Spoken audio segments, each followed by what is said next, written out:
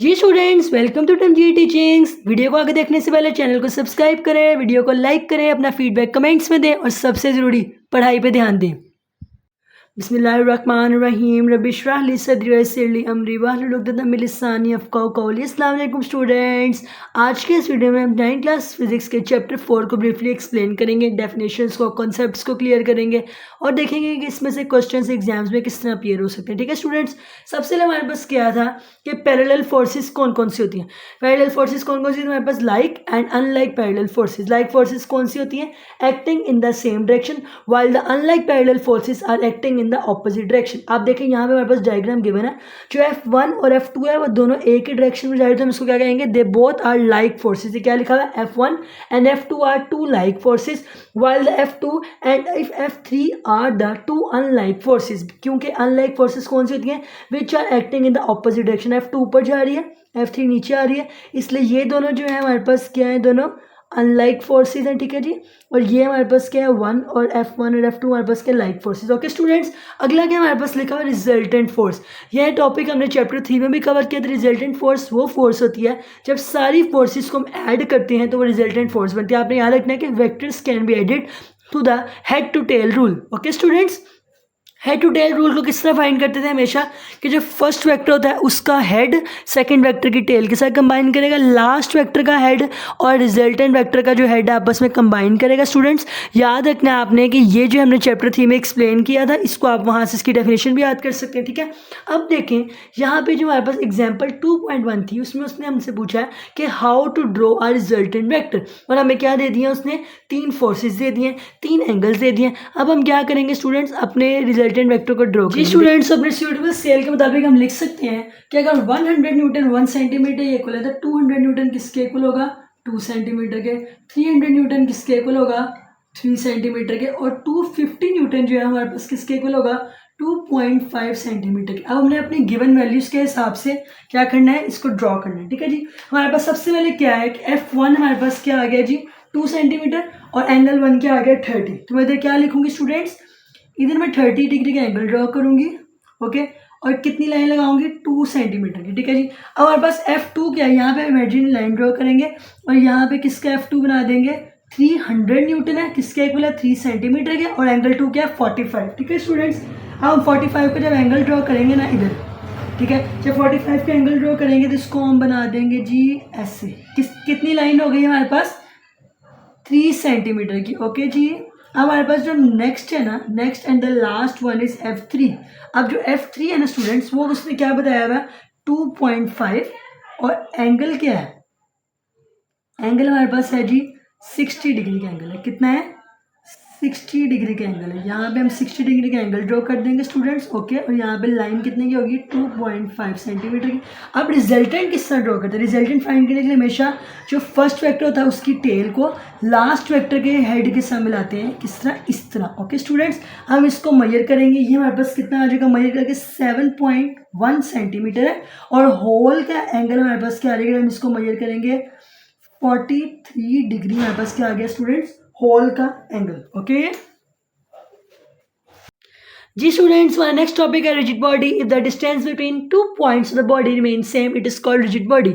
I must say कि यहाँ पे आना चाहिए था, if the distance between 2 points of body on the both sides remain same. ये देखें, ये आपका एक बॉडी है, इधर से लेके यहाँ तक का डिस्टेंस, इधर से इधर तक का, और इधर से इधर तक का डिस्टेंस जब सेम होगा तो उसको क्या बोलेंगे, रिजिड बॉडी। देखें इसमें भी यहाँ से यहाँ तक और यहाँ से यहाँ तक का डिस्टेंस दोनों साइड्स पे सेम होगा तो हम इसको क्या बोलेंगे, रिजिड बॉडी। अगली डेफिनेशन क्या, एक्सिस ऑफ रोटेशन। उसने कहा ये वो स्ट्रेट लाइन है जो सारे सेंटर ऑफ एक्सिस को इकट्ठा करती है। इसका क्या मतलब है, the straight line joining centre of circle, यानी सारे सर्कल्स का सेंटर स्ट्रेट लाइन पे आता है, इसको हम क्या बोलते हैं, axis of rotation. Okay students, अगले टॉपिक हमारे पास है torque. Torque is also called as movement of force. ठीक है जी, आपने याद रखना है हमेशा कि जब product of force and movement arm is torque. ठीक है जी, टॉर्क को हम टॉय से रिप्रेजेंट करते हैं, फोर्स मल्टीप्लाई मूवमेंट आर्म। आप देखें इसमें क्या the line of action of force, ये वो जगह है line along which force acts, ठीक है जी। जिस जगह पे फोर्स एक्ट करती है वो क्या होती है, line of action of force. इसके बिल्कुल परपेंडिकुलर हमारे पास क्या होता है, R. R is always equal to the L. L किसके इक्वल होता है स्टूडेंट्स, मूवमेंट आर्म के। देखें जिस प्लेस पे आपका फोर्स एक्ट किया है उसके परपेंडिकुलर किसके इक्वल है, आर के। और आर को हमेशा आप याद रखते हैं ये मूवमेंट आर्म है, ठीक है। फोर्स के परपेंडिकुलर क्या है, मूवमेंट आर्म। तो फोर्स को और मूवमेंट आर्म को जो आपस में मल्टीप्लाई करेंगे किसके इक्वल है, टॉर्क के। और इसका ऐसा यूनिट क्या है, फोर्स का क्या होता है, न्यूटन। लेंथ का क्या होता है, मीटर। तो न्यूटन मीटर हमारे पास ऐसा यूनिट है। अब देखिए अगली बात उसने की जीरो टॉर्क कंडीशन। अब देखिए at the line of the action of force passes the axis of rotation. ये आपका फोर्स कहीं भी पोजीशन पे आके एक्ट किया है, ठीक है। ये आपका फोर्स एक्ट किया perpendicular line of action of force. अब ये इजी वर्ड से बताती हूँ, line of action of force और ये वाली लाइन यानी एक्सिस ऑफ रोटेशन की लाइन अगर सेम हो जाएगी, इसका मतलब है कि जितना भी फोर्स आया वो दोनों साइड पे एक दूसरे को बैलेंस कर रहा है, तो मूवमेंट आर्म जो होगी वो क्या हो जाएगी, जीरो। जब आर जीरो हो जाएगा तो फिर टॉर्क भी क्या हो जाएगा, जीरो। आपने हमेशा याद रखना है कि अगर line of action of force और एक्सिस ऑफ रोटेशन आपस में कंबाइन हो गए, कॉन्साइड हो गए, तो आपने याद रखना है कि हमारे पास जो टॉर्क की कंडीशन हो जाएगी वो क्या हो जाएगी, जीरो। अब एक बात याद रखने वाली, एमसीक्यू से पूछ सकते हैं कि पॉजिटिव टॉर्क में किस तरह की रोटेशन होती है। तो आपने याद रखना है कि positive torque always have anti clockwise rotation and the negative torque always contains clockwise rotation. Okay जी स्टूडेंट्स, हमारा नेक्स्ट टॉपिक है couple. When two equal and opposite parallel forces act at the different points on the same body। जैसे हमारे पास यहाँ पे एक body given है, ठीक है। उसके ऊपर दो फोर्सेस F1 और F2 एक ही बॉडी के डिफरेंट पॉइंट्स पे अप्लाई होती हैं, तो हम क्या बोलते हैं उसको कपल। इसकी जो हमारी डेली लाइफ में एग्जांपल्स हैं वो कौन कौन सी हैं, ओपनिंग और closing of water tap, turning a key in a lock और opening the lid of a jar etcetera. जब आपके पास एक बॉडी है, आप उसके ऊपर एट अ टाइम दो फोर्सेस को अप्लाई करेंगे मगर डिफरेंट पॉइंट्स, तो हम क्या कहेंगे, it is called as couple. Students जो नेक्स्ट टॉपिक हमारे पास गिवन है वो क्या है, रेजोल्यूशन ऑफ फोर्सेस। जैसे हमने देखा गया हेड टू टेल रूल में हम क्या करते हैं, एडिशन ऑफ फोर्सेस करते हैं। इससे जो रेजोल्यूशन ऑफ फोर्सेस है ये रिवर्स है हेड टू टेल रूल का। किस तरह कि हम क्या करते हैं कि डिवाइड कर देते हैं एक फोर्स को डिफरेंट कंपोनेंट्स के अंदर। जैसे फॉर एग्जाम्पल मैं आपको कहूँ 2 + 3 अगर 5 है और मैं 5 को दो पार्ट्स में डिवाइड कर दूँ, तो मैंने जो 2 और 3 को प्लस किया वो क्या था, हेड टू टेल रूल। और जब मैं 5 को दो पार्ट्स में डिवाइड करूँगी वो क्या होगा, रेजोल्यूशन ऑफ फोर्सेस, ठीक है। Dividing a force into its rectangular components is called as resolution of forces। अब जो components है वो एक x component है एक y component है। x component को क्या बोलते हैं, fx component, और y component को क्या बोलते हैं, fy component। स्टूडेंट्स हमारे पास गिवन है उसमें क्या है कि f का वेक्टर है, ठीक है। हमें पता है कि vector are the quantities which have both the magnitude and direction. So हमारे पास ये f का वेक्टर है। इसकी जो x कंपोनेंट उसको हमने क्या नाम दिया, fx का, और y कंपोनेंट को हमने क्या नाम दिया स्टूडेंट्स, fy का, ठीक है। अब देखिए हमारे पास जो ट्राइंगल है इसमें हमने इसको ओरिजिन को o कह दिया, OAC एक ट्राइंगल है, ठीक है। अब जो OAC ट्राइंगल है उसमें हमने सबसे पहले क्या देखा, cos थीटा। cos थीटा हमें पता है किसके इक्वल होता है, बेस ओवर हाइपोटेनस के। यहाँ पे बेस आपके क्या गिवन है, OA, और हाइपोटेनस हमारे पास क्या गिवन है, OC। OA जो है वो किसके इक्वल है, fx के कंपोनेंट की, जबकि आपको नजर आ रहा है कि जो OC है वो किसके कंपोनेंट है, f के वेक्टर के। तो जब हमने fx ओवर f लिखा तो cos थीटा के इक्वल हो गया, तो हमारा जो x कंपोनेंट है वो किसके इक्वल आ गया, fx is equal f cos theta. इस तरह जो हमारे पास सेम ट्राइंगल में अगर हम देखें कि sin थीटा है, हमने ये दोनों ही क्यों इस्तेमाल किया, tan थीटा को क्यों इस्तेमाल नहीं किया। स्टूडेंट्स हमें बताया कि जो tan थीटा है वो किसके इक्वल होता है, b ओवर p के, ठीक है। अगर हम इसको इस्तेमाल करेंगे ना tan थीटा को, तो क्या हो जाएगा स्टूडेंट्स के ना, आपके पास जो वैल्यू गिवन होगी ना वो fx ओवर fy आ जाएगी, जो हमने फाइंड नहीं करनी। हमने यहाँ पे क्या करना है, एक एक कंपोनेंट को फाइंड करना है। साइन थीटा को हमने इस्तेमाल किया, sign theta is equal perpendicular hypotenuse. Perpendicular हमारे पास क्या गिवन है स्टूडेंट्स, देखें जो भी हमारे पास लाइन होती है ना, ये स्ट्रेट लाइन, ये हमारे पास परपेंडिकुलर गिवन है और इसके सामने वाली ऑपोजिट जो है हाइपोटेनस है। परपेंडिकुलर हमारे पास गिवन है AC जो है वो किसके इक्वल है, FY के, जबकि OC वो किसके इक्वल है, फोर्स के कंपोनेंट के। तो हम लिख देंगे FY और F। हमने FY का कंपोनेंट फाइंड करना है, F यहाँ पे डिवाइड हो रहा है, वहाँ जाके मल्टीप्लाई हो जाएगा, तो sine theta is equal to FY, F का कंपोनेंट। ओके जी स्टूडेंट्स, हमारा नेक्स्ट टॉपिक है direction and magnitude of force. जैसे हमने पिछले टॉपिक में देखा था कि फोर्स जो है उसको किस तरह फाइंड किया जाता है, उसकी रेजोल्यूशन ऑफ फोर्सेस के साथ एक वेक्टर को हम डिवाइड कर लेते हैं। हमें पता है कि फोर्स एक वेक्टर है, तो वेक्टर जो होता है क्वांटिटी उसके अंदर एक डायरेक्शन भी होती है, मैग्नीट्यूड भी होती है। अब ये जो हमारे पास फोर्स का वेक्टर गिवन है, हमने इसकी डायरेक्शन भी फाइंड करनी है और मैग्नीट्यूड भी फाइंड करनी है, ठीक है जी। मैग्नीट्यूड फाइंड करने के लिए हम यूज़ करेंगे पाइथागोरस थ्योरम। हमें पता है कि पाइथागोरस थ्योरम क्या होता है, square of hypotenuse is equal to the sum of the other two vectors, ठीक है जी। Square of hypotenuse is equal to the base का स्क्वायर प्लस परपेंडिकुलर स्क्वायर। अब देखिए हमारे पास जो हाइपोटेनस का स्क्वायर यहाँ पे क्या गिवन है स्टूडेंट्स, ओ सी का स्क्वायर, ठीक है जी। बेस का स्क्वायर क्या गिवन है, ओ ए का स्क्वायर, जबकि परपेंडिकुलर का स्क्वायर हमारे पास गिवन है ए सी का स्क्वायर, ठीक है जी। अब इसके ऊपर हमने क्या करना है, अपने वेक्टर्स को अप्लाई करना है। जैसे हमारे पास ओ सी का स्क्वायर है जो क्या किसके इक्वल है, फोर्स के, जबकि ओ ए का जो स्क्वायर है वो किसके इक्वल है, एफ एक्स के, और ए सी का स्क्वायर किसके इक्वल है स्टूडेंट्स, एफ वाई का, ठीक है। तो हम क्या करेंगे, देखिए हमारे पास दोनों के ऊपर स्क्वायर्स आ गए, तो हम क्या करेंगे, स्क्वायर रूट को अप्लाई करेंगे। यहाँ पे जो स्क्वायर रूट है वो कटिंग कर देगा, जबकि एफ वाई और एफ एक्स का जो स्क्वायर रूट है वो क्या हो जाएगा, ए की जगह पे कंबाइन हो जाएगा। तो यहाँ हमारे पास क्या आ गया students, direction magnitude of force, ठीक है। अब हमने क्या फाइंड करना है, direction of force. Direction of force find करने के लिए हमने क्या याद रखना है कि हमने दोनों जो वेक्टर्स हैं उनके आपस में क्या देखना है, कंपोनेंट्स का रिलेशन, ठीक है जी। कंपोनेंट्स का रिलेशन देखने के लिए हमने क्या देखना है सबसे पहले, कि जैसे हमने पिछले ही रेजोल्यूशन ऑफ फोर्सेस में एक हमने इस्तेमाल किया था साइन थीटा और एक हमने इस्तेमाल किया था कोस थीटा, ठीक है स्टूडेंट्स। साइन थीटा किसके इक्वल था, पी ओवर एच के, और साइन कोस थीटा किसके इक्वल था, बी ओवर एच के। हमने ये दोनों इसलिए इस्तेमाल किए थे क्योंकि हमने एफ एक्स और एफ वाई फाइंड करना था, लेकिन अब हमने क्या फाइंड करनी है, डायरेक्शन ऑफ फोर्सेस, जिसमें हमने दोनों कंपोनेंट्स का रिलेशन फाइंड करना है। और रिलेशन फाइंड के लिए हमने किससे इस्तेमाल किया, टैन थीटा को। टैन थीटा को जो हमने लिखा है हमारे पास क्या गिवन था, परपेंडिकुलर और बेस। परपेंडिकुलर हमारे पास क्या गिवन है स्टूडेंट्स, ए सी, जबकि बेस हमारे पास गिवन है ओ ए सी किसके इक्वल हो गया, एफ वाई के कंपोनेंट के, यानी फोर्स के वाई कंपोनेंट के, जबकि हमारे पास ओ ए किसके इक्वल हो गया, फोर्स के एक्स कंपोनेंट के। इस तरह क्या हो गया, इन दोनों का रिलेशन देखने के लिए हमने टैन थीटा को इसलिए इस्तेमाल किया क्योंकि इसमें दोनों इन्वॉल्व होते हैं, ओके। अब देखिए हमारे पास टैन थीटा आ गया, हमने क्या फाइंड करना था, डायरेक्शन। डायरेक्शन किसके इक्वल है, उसकी डिग्री कितनी है। तो हमने क्या किया, टैन यहाँ पे पॉजिटिव है, जो हम इसको इक्वल की साइड लेके जाएंगे क्या हो जाएगा, नेगेटिव। तो हमारे पास क्या आ गया है, degree is equal minus tan theta F Y over F X. इस तरह हमने फोर्स की मैग्नीट्यूड डिफाइन कर लिया और फोर्स का डायरेक्शन डिफाइन कर लिया। जी स्टूडेंट्स, हमारा नेक्स्ट टॉपिक है प्रिंसिपल ऑफ मूवमेंट्स। आपने बात याद रखनी है कि जब भी एक बॉडी जिसकी बोथ साइड्स पे क्लॉकवाइज और एंटी क्लॉकवाइज डायरेक्शन, उसका वेट, उसकी मूवमेंट इक्वल हो जाएगी, तो इसका मतलब है कि it forms the principle of movement, ठीक है। आप देखिए आपके पास एक क्या है, वेज है जिसके ऊपर एक मीटर रूल पड़ा हुआ है, ठीक है जी। ये किसके हिसाब से पड़ा है, सेंटर ऑफ ग्रेविटी के हिसाब से, यानी ये क्लॉकवाइज और एंटी क्लॉकवाइज जो मूवमेंट्स हैं आपस में क्या है, बैलेंस। जब भी कोई बॉडी बैलेंस होगी इसका मतलब यह है कि उसकी एंटी क्लॉकवाइज और क्लॉकवाइज मूवमेंट्स का सम आपस में क्या हो गया, इक्वल। देखिए स्टूडेंट्स, हमारे पास यहाँ पे दो वेट्स हैं, यहाँ पे W1 W2 है, जबकि इस साइड पे सिर्फ W3 है।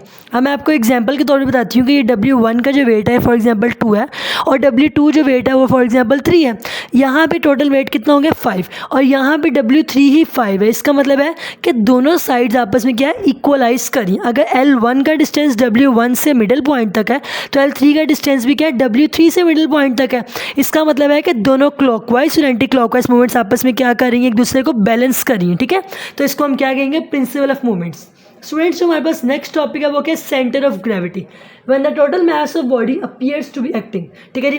जिस भी पॉइंट पे आपका सारा मास एक्ट करेगा उसको हम क्या कहेंगे, सेंटर ऑफ ग्रेविटी। इसका मतलब है कि बॉडी सपोर्टेड है, बैलेंस है, अपनी जगह से बार बार रोटेट नहीं करेगी, प्रॉपरली अपनी जगह पे पड़ी हुई है, ठीक है। अब देखिए हमारे पास जो कोई बॉडी होती है ना, अब हमारे पास कोई भी बॉडी है जो जहाँ पड़ी हुई है, आपको पता है हमने पढ़ा था कि जो वेट होता है W, वो किसके इक्वल होता है कि एक बॉडी को उसकी ग्रेविटेशनल फोर्स किस हिसाब से अपनी तरफ खींच रही है, वो किसके इक्वल होगी, centre of gravity. Center of gravity is actually the point where the total mass of body appears to be acting and the body is balanced and supported without rotating. ये इसकी प्रॉपर डेफिनेशन है। इसको आपने बस याद रखना है कि सेंटर ऑफ ग्रेविटी वो पॉइंट है जहाँ पे बॉडी क्या रहती है, बैलेंस रहती है, ठीक है। अगला जो बात है इसने कह दी है वो क्या कही, centre of gravity of irregular lamina. कुछ ऐसी शेप्स होती है हमारी जिंदगी में जो इरेगुलर होती हैं, जो अपने पॉइंट पर सीधी तरह से खड़ी नहीं रहती, ठीक है। आपने क्या करना है, आपने उनके अंदर एक होल करना है और उसको किसी भी जगह से क्या कर देना, सस्पेंड कर देना, ठीक है। जब आप उसको सस्पेंड करोगे ना तो उसके बिल्कुल स्ट्रेट लाइन नीचे सेंटर ऑफ ग्रेविटी होगी। अब देखें आपने उस बॉडी को 3 जगह सस्पेंड करके देखना है, कभी कहीं पे लटका देना है, कभी कहीं पे लटका देना है कील की मदद से, ठीक है। अब आपने याद रखना है कि जिस पॉइंट पे दोनों की या तीनों की सेंटर ऑफ ग्रेविटीज आपस में करेंगे ना इंटरसेक्ट, उस पॉइंट को, उस ओरिजिन को हम क्या कहेंगे, it is the actual centre of gravity of that irregular shape lamina, okay जी। अगला हमारे पास टॉपिक क्या है, centre of mass. Centre of mass is actually the point where the whole mass assumed to be concentrated. जब भी किसी body का मास कंसनट्रेटेड हो जाता है जिस पॉइंट पे, उसको हम बोलते हैं सेंटर ऑफ मास। अब स्टूडेंट्स को ये बात बहुत ज़्यादा कंफ्यूज करती है कि सेंटर ऑफ मास और सेंटर ऑफ ग्रेविटी में क्या बेसिक डिफरेंस है। ठीक है स्टूडेंट्स, आपने याद रखनी है कि जब भी कोई बॉडी ऐसी जगह पड़ी जहाँ पे टोटल ग्रेविटेशनल फोर्स एक्ट कर रही है, तो सेंटर ऑफ ग्रेविटी और सेंटर ऑफ मास आपस में क्या करेगी, कोलाइड करेगी, कोइंसिडेंस आ जाएगा इसमें। देखें हमारे पास ये बॉडी पड़ी हुई है, प्रॉपर पोजीशन में पड़ी हुई है, बैलेंस कर रही है, इसका सारा मास जो है वो किसके हिसाब से, टोटल ग्रेविटेशनल फोर्स की मदद से आपको उसका वेट बता रही है। तो मैं क्या कहूँगी कि सेंटर ऑफ मास और सेंटर ऑफ ग्रेविटी आपस में कोइंसाइड करेंगे। ओके जी स्टूडेंट्स, हमारा नेक्स्ट टॉपिक है equilibrium. When the number of forces acting on a body but the resultant is zero and it has no acceleration. ठीक है जी, आपने याद रखना है कि जब आपका कोई बॉडी है, या तो वो रेस्ट पे है या वो यूनिफॉर्म मोशन पे है, और उसके ऊपर नंबर ऑफ फोर्सेस एक्ट करती हैं, लेकिन उनका रिजल्टेंट जीरो है। किस तरह के, वो या तो एक दूसरे को बैलेंस करती है, या फिर क्या होता है कि दोनों फोर्सेस, तीनों फोर्सेस को प्लस करके आपके पास क्या रहता है, जीरो। ठीक है जी, अब जो हमारे पास एक टॉपिक इक्विलिब्रियम है ना, ये बहुत ज़्यादा वास्ट है। हमारी बुक में इसकी टाइप्स भी गिवन है, कंडीशंस भी गिवन है और स्टेट्स भी गिवन है। ठीक है, टाइप्स में हमारे पास क्या क्या गिवन है, स्टैटिक इक्विलिब्रियम और dynamic equilibrium. Sum of forces is zero.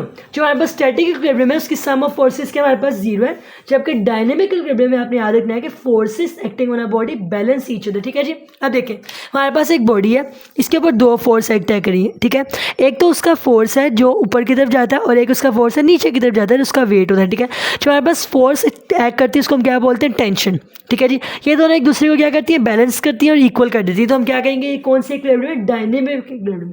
जबकि हमारे पास जो कंडीशन है उसमें हमारे पास फर्स्ट कंडीशन और सेकंड कंडीशन है। फर्स्ट कंडीशन में से क्या कहा है कि सारी फोर्सेस को जो हम ऐड करते हैं किसके इक्वल होती है, जीरो। और सेकंड इक्विलिब्रियम में से क्या कहा है कि हमारे पास जितना भी टॉर्क होता है, मूवमेंट ऑफ फोर्स होती है, उन सबको ऐड करने से हमारे पास क्या रहता है, जीरो। आपके एमसीक्यू से पूछा जाएगा कि फर्स्ट एक कंडीशन जो है इक्विलिब्रियम की, उसको हम क्या बोलते हैं, translational equilibrium.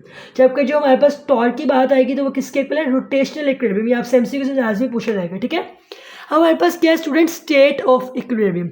State of equilibrium में क्या है कि स्टेट्स क्या होती है, पहले तो आप बताओ स्टेबिलिटी किस तरह मिलती है। बैलेंस तब होती है, body is balanced when the centre of mass and the point of support lie at the same vertical line. जिससे हमने देखा था कि centre of gravity, centre of मास तब होती है, आपकी एक बॉडी है, उसका सारा मास भी एक पॉइंट पे कंसनट्रेटेड हो रहा है, और वो एग्जैक्टली वो पॉइंट है जो ग्रेविटेशनल एक्सेलरेशन की वैल्यू है। ठीक है, इस तरह जो कोई भी बॉडी होती है वो स्टेबल किस तरह होती है, जब उसके ऊपर इक्विलिब्रियम एक्ट करता है, उसका सेंटर ऑफ मास और उसका पॉइंट ऑफ सपोर्ट बिल्कुल इक्वल होता है, तो वो क्या हो जाती है, स्टेबल हो जाती है। ठीक है जी, अब इसने क्या लिखा था कि आपकी जो बॉडी है स्टेबल इक्विलिब्रियम में क्या होती है, अगर आप थोड़ा सा उसको टिल्ट करो, स्लाइड टिल्ट के बाद अपनी जगह वापस आ जाए तो हम उसको क्या बोलेंगे, स्टेबल इक्विलिब्रियम।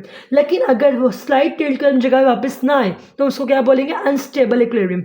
आपने याद रखना है कि अगर एक बॉडी इंटायरली नई पोजीशन में चल जाएगी, ठीक है जी, उसको हम क्या बोलेंगे, neutral equilibrium. If the body is in neutral equilibrium then it comes to the rest in a new position without any disturbance. ठीक है जी स्टूडेंट्स, तो हमारा नेक्स्ट टॉपिक है इम्प्रूवमेंट ऑफ स्टेबिलिटी।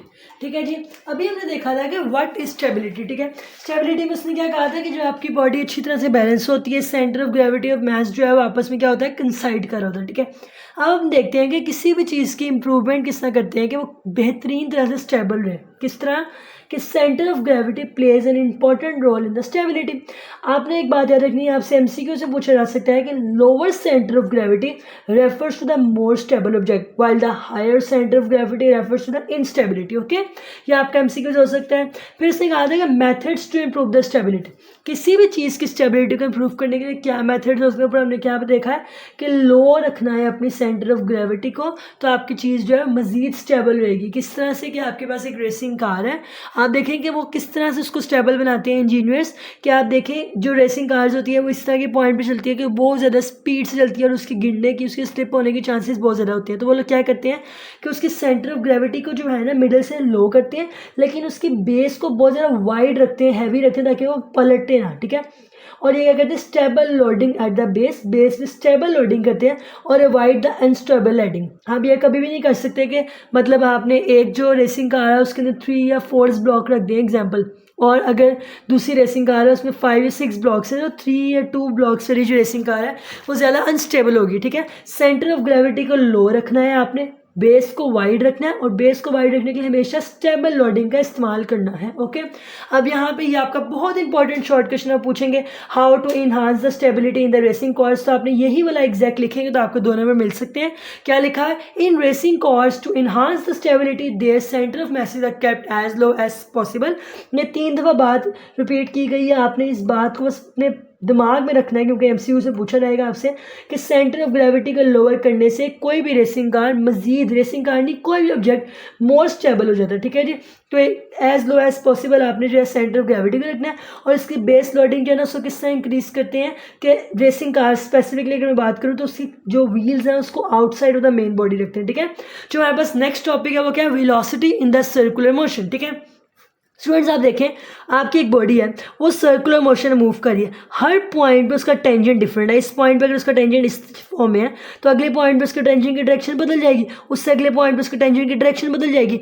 किसी भी बॉडी की वेलोसिटी उसके टेंजेंट के हिसाब से होती है। तो देखें अगर कोई भी बॉडी यूनिफॉर्म मोशन में मूव कर रही है उसकी वेलोसिटी चेंज होगी, क्यों? क्योंकि इसके टेंजेंट की डायरेक्शन चेंज होगी, टेंजेंट की डायरेक्शन चेंज होगी, इसकी वेलोसिटी चेंज होगी। इसलिए क्या लिखा हुआ है, therefore the velocity of the object changing continuously. जब भी कोई भी बॉडी सर्कुलर मोशन में मूव कर रही है उसकी जो टेंजेंट है वो बदलेंगे, उसके टेंजेंट बदलने से उसकी वेलोसिटी बार बार क्या होती रहेगी, चेंजिंग कॉन्टिन्यूसली। ओके जी स्टूडेंट्स, हमारा नेक्स्ट टॉपिक है centripetal force. Centripetal force is actually the force that causes an object to move in a circle at the constant speed.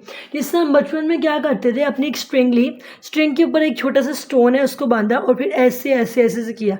आपने कभी एक बात सोचिए कि उसका जो डायरेक्शन है वो हमेशा सर्कुलर रहता है, उसको कुछ डिस्टर्ब नहीं करता। वो फोर्स है, कौन सी फोर्स है, सेंट्रीपिटल फोर्स, जो ऑब्जेक्ट को क्या करती है, किसी भी कांस्टेंट स्पीड पे सर्कुलर मोशन में मूव करने में हेल्प करती है। ठीक है, अगर मैं इसका फॉर्मूला बताऊं तो हम क्या लिख सकते हैं, body of mass m moving with the uniform velocity v in the circle of radius r। देखें आपके पास एक जो है ना स्ट्रिंग है, उसके आगे आपने क्या लगाया हुआ है, एक स्टोन, और आप उसको मूव करें तो जिस बॉडी में मूव करेगी वो किस फॉर्म में मूव, सर्कुलर मोशन में, और कहाँ से, बीच में से। तो ये क्या हो गया, उसका रेडियस। जिस मोशन के साथ वो मूव करेगी वो क्या होगी, वेलोसिटी v, और उसका मास क्या होगा, m। तो इसका फॉर्मूला क्या हो जाएगा सेंट्रीपिटल फोर्स का, centripetal force is equal m mass of the body m moving with the velocity, double velocity है तो क्या आ गया, v का square divided by r। r stands for radius of the circle. ठीक है जी, आपने ये फॉर्मूला लाजमी याद रखना है, शॉर्ट क्वेश्चन जरूर आ सकता है, एमसीक्यूज में फॉर्मूला आ सकता है, आपने इस फॉर्मूले को याद रखना है, न्यूमेरिकल्स में फॉर्मूला यूज होगा। ठीक है, अब देखिए हमारे पास क्या है, application of centripetal force. Students आपके बुक में इनकी डिटेल है, मैं तो आपको कहूँगी कि एप्लीकेशन ऑफ सेंट्रीपिटल फोर्स को आप लॉन्ग क्वेश्चन के फॉर्म में करें। ठीक है, इसकी डिटेल लॉन्ग क्वेश्चन जो है आपके बुक में मिल जाएगा, इसकी हेडिंग्स बना के आपने इस चारों एप्लीकेशंस की एक्सप्लेन करना है। ठीक है, एक तो हो गया टेंशन इन स्ट्रिंग, फिर क्या, ग्रेविटेशनल फोर्स ऑफ मून, जो मून की एग्जांपल होती है कि भाई वो मूवमेंट करता है अर्थ के गिर्द, जो भी सोलर सिस्टम में है वो सारा कुछ क्या है, सेंट्रीपिटल फोर्स के थ्रू है। फिर हमारे पास क्या, फ्रिक्शन इन वॉशिंग मशीन, वॉशिंग मशीन में, वॉशिंग मशीन के ड्रायर में, सब में कहाँ पे इस्तेमाल हो रही है, सेंट्रीपिटल फोर्स है। ठीक है, और लास्ट में क्या आ गया हमारे पास, centripetal force in an ice cream separator. ये भी आपने याद रखना है, ये आपसे शॉर्ट नहीं पूछे जा सकते, उनका लॉन्ग क्वेश्चन आपने लाजमी प्रिपेयर करना है। ओके स्टूडेंट्स, ओके जी स्टूडेंट्स, आई होप आपको आज की वीडियो बहुत अच्छी लगी होगी। आज की वीडियो से रिलेटेड कोई भी क्वेश्चन है तो कमेंट बॉक्स में लाजमी पूछिएगा, मुझे दुआओं में याद रखिएगा। अल्लाह ताला आप सबको बहुत खुश रखे, इज़्ज़त के साथ, सेहत के साथ, रिस्क के साथ। अल्लाह हाफिज़, फ़ी अमान अल्लाह।